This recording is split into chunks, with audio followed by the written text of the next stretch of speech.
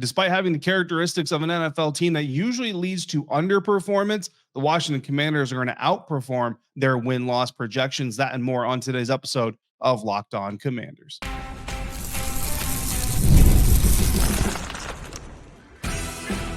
You are Locked On Commanders, your daily podcast on the Washington Commanders.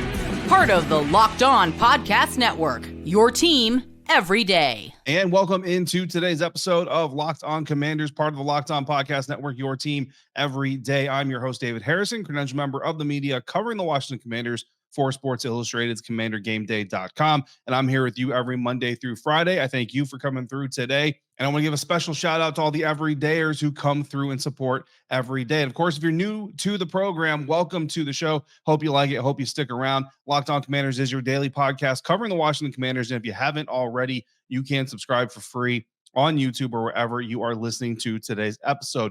And on this episode, we're going to evaluate the impact of a rookie quarterback. How much achievement do rookie quarterbacks typically help their NFL teams reach?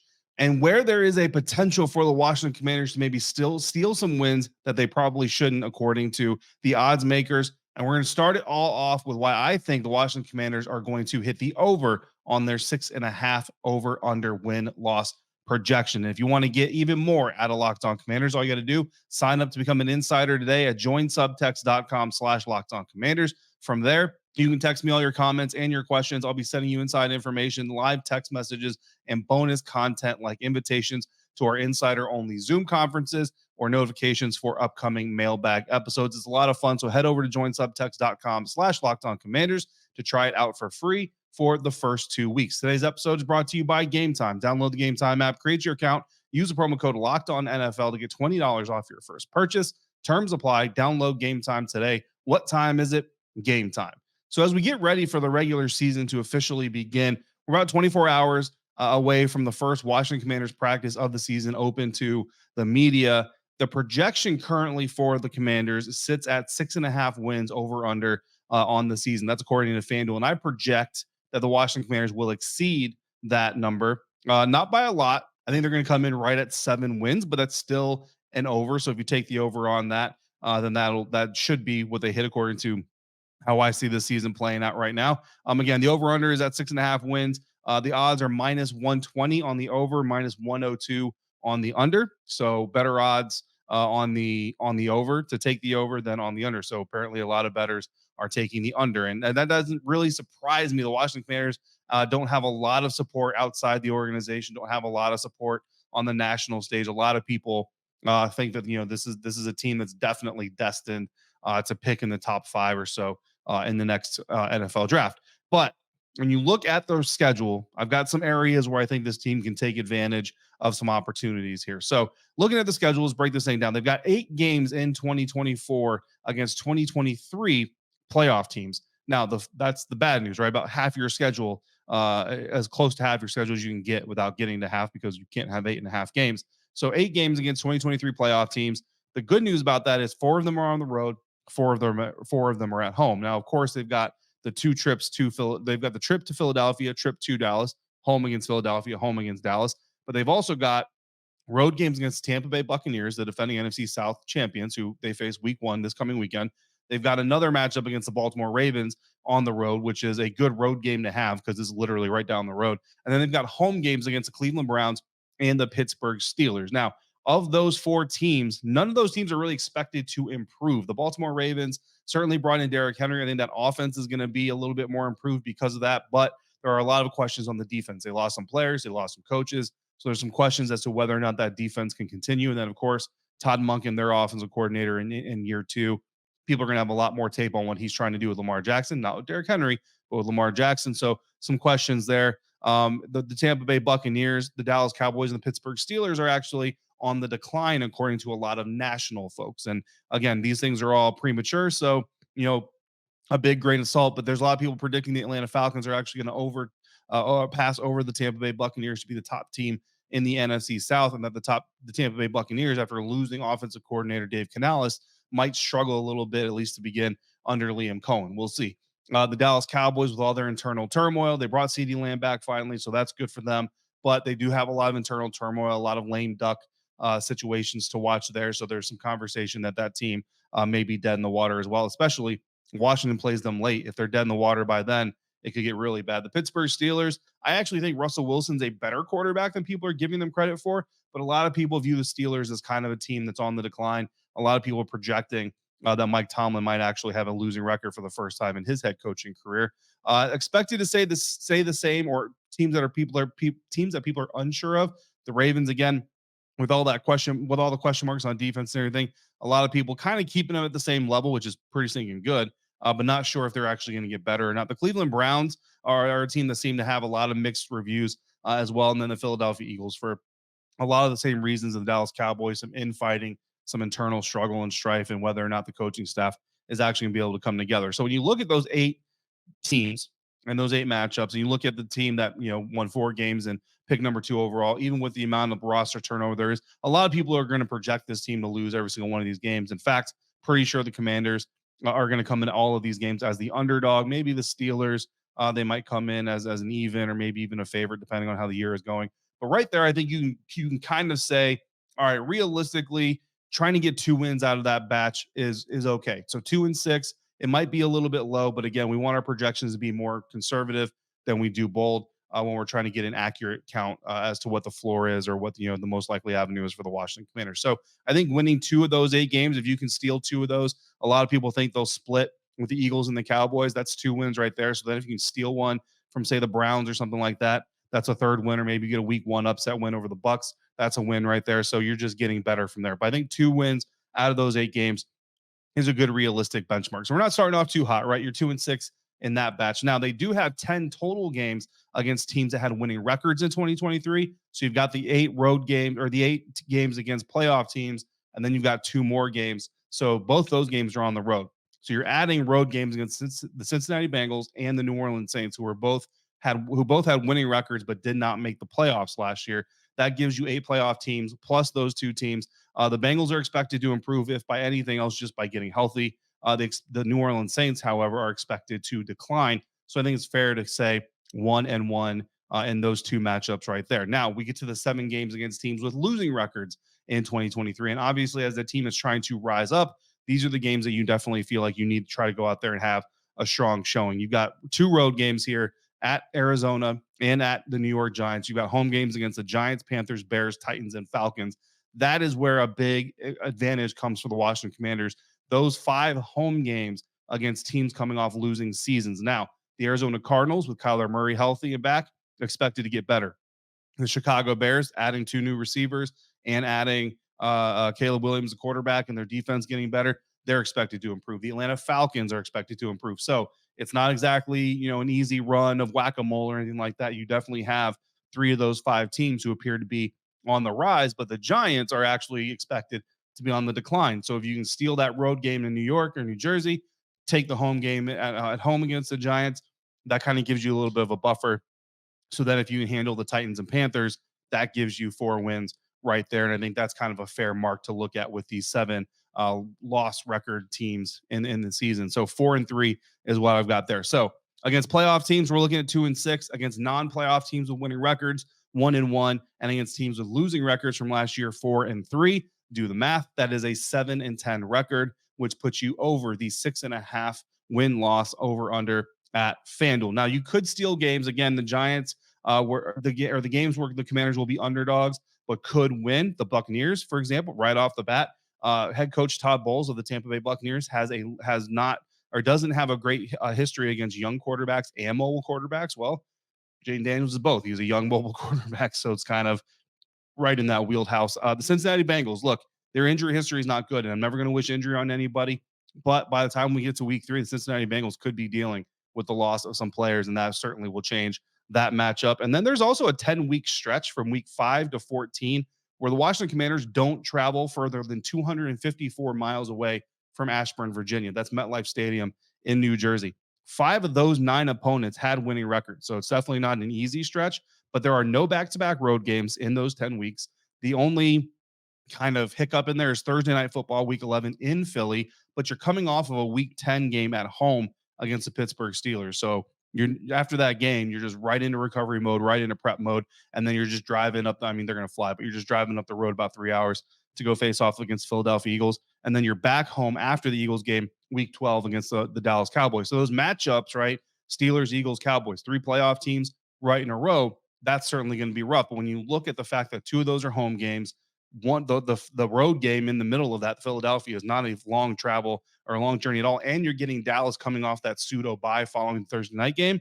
Look, if you can get 4 or 5 games in that stretch playing well and with some rest and not having to deal with as much travel fatigue as some teams do, maybe that's where you could see this Washington Commanders team steal a game or two. So there are opportunities here for the Commanders to steal a game or two, finish with, say, 9 wins or so. But I think at least 7. I think realistically, you can look at the schedule and say 7 wins you feel comfortable projecting, which again puts you in the over for the season at 6.5 wins. But what about Super Bowl aspirations? There's one sports writer who gave a reason why all 32 teams could have an argument to make it to the Super Bowl, including the Washington Commanders. That's coming up next on today's episode of Locked On Commanders, part of the Locked On Podcast Network, your team every day.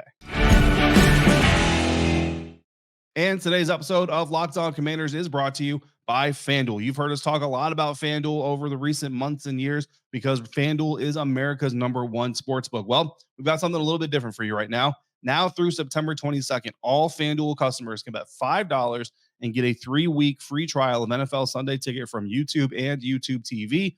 Then with the YouTube TV base plan, you'll be able to watch every regular season Sunday afternoon out-of-market game. All you need is a Google account and a current form of payment, and you can cancel at any time. The Washington Commanders are projected to be underdogs against the Tampa Bay Buccaneers in Week 1, but that line is starting to shift here and there just a little bit. Goes up one day, goes down half one day, usually by about half a point, but the Buccaneers sit pretty much at about a field goal favorite against the Washington Commanders. So if you think they can beat that line, go ahead and put that $5 on the Bucs or the Commanders, and you'll get your 3-week trial of NFL Sunday Ticket. Just visit FanDuel.com and download America's #1 sportsbook. What if the Washington Commanders made it to the Super Bowl? One sports writer says that there is a path to that happening. Thank you for making Locked On Commanders your first listen of the day every day. Now check out the Locked On NFL podcast. The new Locked On NFL podcast has arrived. It's 2 shows now every single day. First, you've got the madman Tyler Rowland kicking off the morning with a double shot of NFL espresso, and then stop by the barbershop for Tony Wiggins for some real NFL talk.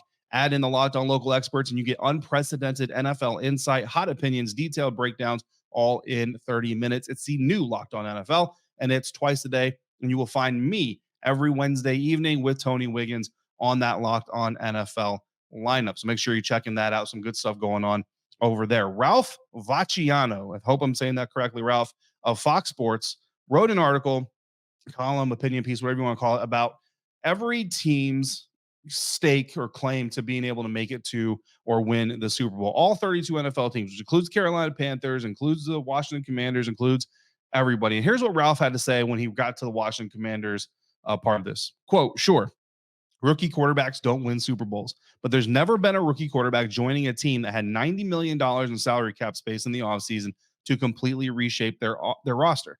There aren't a lot of stars in DC, but Jayden Daniels is surrounded by a lot of quality players. He's also got some serious offensive weapons to work with. Receiver Terry McLaurin, running backs Brian Robinson, and Austin Eckler. His offensive line may be an issue, but with his legs, he might be able to outrun trouble.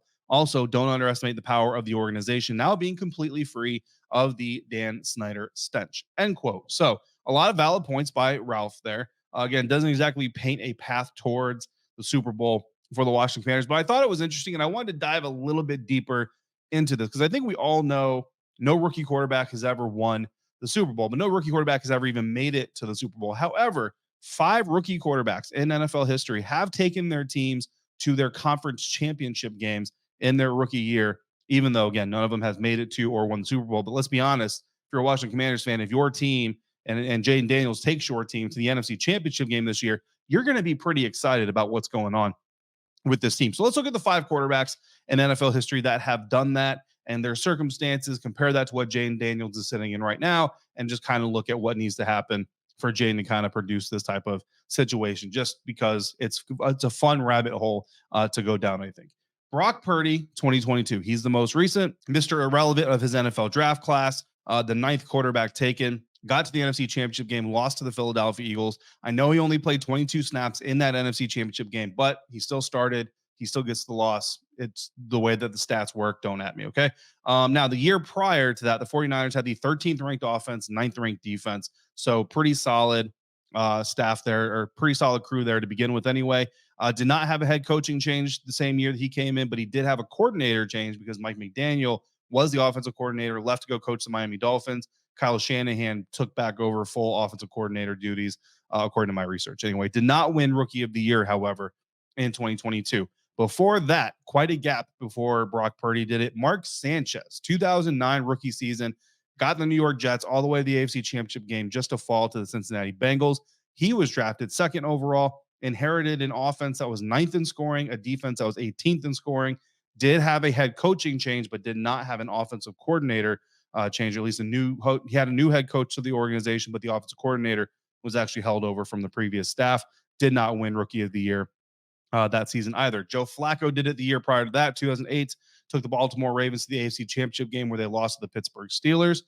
He was the 2nd quarterback drafted in his class as well. He inherited a much worse unit, actually 24th in scoring on offense, 22nd in scoring on defense, had a new head coach and a new offensive coordinator come in with him the same year that he joined the Ravens. Also did not win Rookie of the Year. Ben Roethlisberger was the quarterback that did it before that, 2004, made it to the AFC Championship game and lost to the New England Patriots. But the Steelers actually had the number 1 seed in the AFC, interestingly enough. Roethlisberger was the 3rd quarterback taken. However, he was projected by media and pundits and analysts to be the 2nd best quarterback of his class. And judging by the fact that he and Eli Manning won Super Bowls and Phillip Rivers did not, I would say those projections turned out to be fairly accurate. He inherited a scoring offense that ranked 19th the year prior, a scoring defense and ranked 15th the year prior. No coaching change there.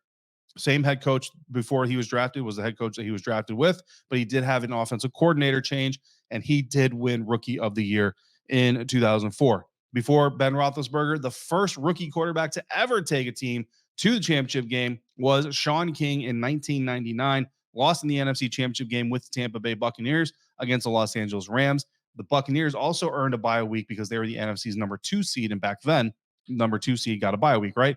Sean King was the 6th quarterback drafted, inherited the 18th ranked scoring offense, 5th ranked scoring defense, had no head coach or coordinator change, and did not win Rookie of the Year. So those are your 5 quarterbacks, what they inherited, the changes that were going on around them on the coaching staff, whether or not they had a Rookie of the Year season, whether or not it mattered, and where they were drafted in their quarterback class. So basically, we break this down. 4 of the 5 quarterbacks inherited top 20 scoring offenses. 4 of the 5 inherited top 20 scoring defenses. 4 of the 5 had a head coach or offensive coordinator change coming in with them as well. 3 of the 5 were the 2nd best quarterback in their class ahead of the NFL draft, just like Jayden Daniels. Now, what Jayden Daniels is not doing is he's not inheriting a 20th ranked scoring offense. He's not inheriting a 20th ranked scoring defense. But to be honest, he's not inheriting last year's Washington Commanders offense or defense anyway, right? So I don't know how much we can measure that anyway. So he would be the quarterback with the lowest ranked offense and defense the year prior that he's inheriting to make a conference championship for whatever that is worth. Of course, if this is going to happen, then you would think Jayden Daniels would have to have a Rookie of the Year campaign, right? But the data just shows us 4 of the last 5 rookie quarterbacks, or 4 of the 5 rookie quarterbacks to take their teams to conference championship rounds did not win Rookie of the Year. So what is it going to take for Jayden Daniels to be good enough for the Washington Commanders to try to pull this off? That's coming up next on today's episode of Locked On Commanders, part of the Locked On Podcast Network, your team every day. And today's episode of Locked On Commanders is brought to you by Game Time. And Game Time has a new feature called Game Time Picks. That makes getting tickets for your favorite live events even easier than ever. Game Time Picks filters out the fluff to show you only incredible deals on great seats so you don't have to waste time searching through thousands and thousands of tickets. Game Time curated deals make it easier for you to find the best price on game seats. For example, my Game Time Picks right now feature concert tickets to Childish Gambino, baseball tickets to see the Washington Nationals, or football tickets to see the Washington Commanders play their home opener against the New York Giants. And they've got all-in pricing. All you got to do is toggle on the all-in pricing option, and from there, you will get all your prices totaled up front, no surprise fees at checkout. So take the guesswork out of buying your tickets with Game Time. Download the Game Time app, create your account, use the code Locked On NFL to get $20 off your first purchase. Terms apply. Again, create your account, redeem the code LOCKEDON NFL for $20 off. Download Game Time today. What time is it? Game Time. This show is also sponsored by BetterHelp. As an adult, do you make time to learn new things as often as you like, or was that spirit of learning lost in childhood? Kids are always learning and they're always growing, but as adults, sometimes we lose that curiosity. So what's something that you would like to take time to learn? Maybe it's gardening, maybe it's a new language, maybe you want to learn how to beat your best friend at your favorite game. Well, therapy can help you reconnect with that sense of wonder, because your back to school era can come at any age. It's especially helpful in helping you figure out where you want to find time in your day to do the things you love or would love to do. So therapy can also empower you to be the best version of yourself, and it isn't just for those who've experienced major trauma. If you're thinking of starting therapy, give BetterHelp a try. It's entirely online, designed to be convenient, flexible, and suited to your schedule. So rediscover your curiosity with BetterHelp. Visit BetterHelp.com/lockedon today to get 10% off your first month. That's BetterHelp, HELP.com/lockedon.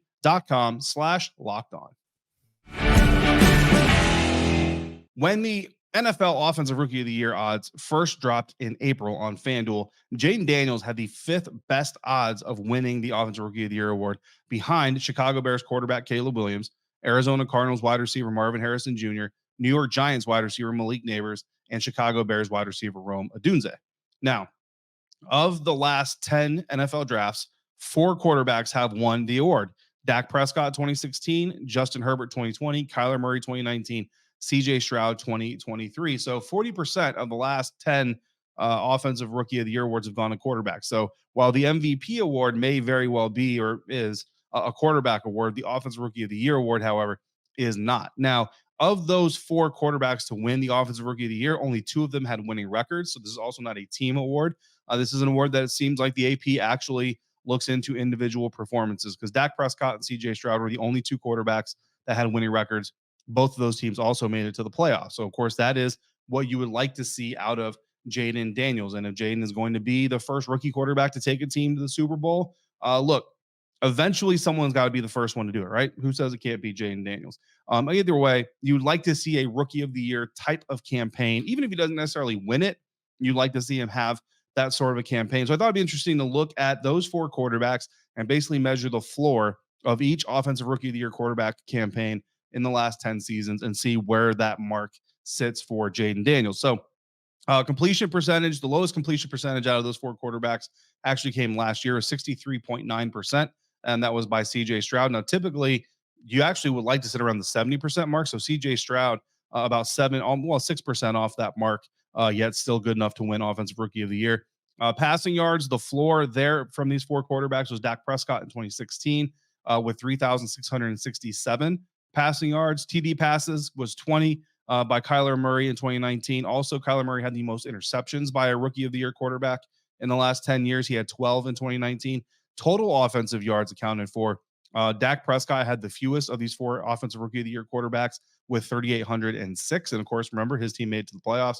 And then total touchdowns, so passing and rushing combined, 24 touchdowns by Kyler Murray in 2019, which means he had 4 rushing touchdowns. Now, in NFL history, only those 4 quarterbacks have had that stat line or better their rookie season. So that's actually a pretty rare. So even though 63.9% is 6%, below the 70% target you have for pretty much every quarterback, 3,600 passing yards is not considered. It's good. Don't get me wrong, but like quarterbacks are kind of eyeing that 4,000 yard mark these days. 20 touchdowns isn't blowing the roof off of anybody. 12 interceptions is a pretty regular number.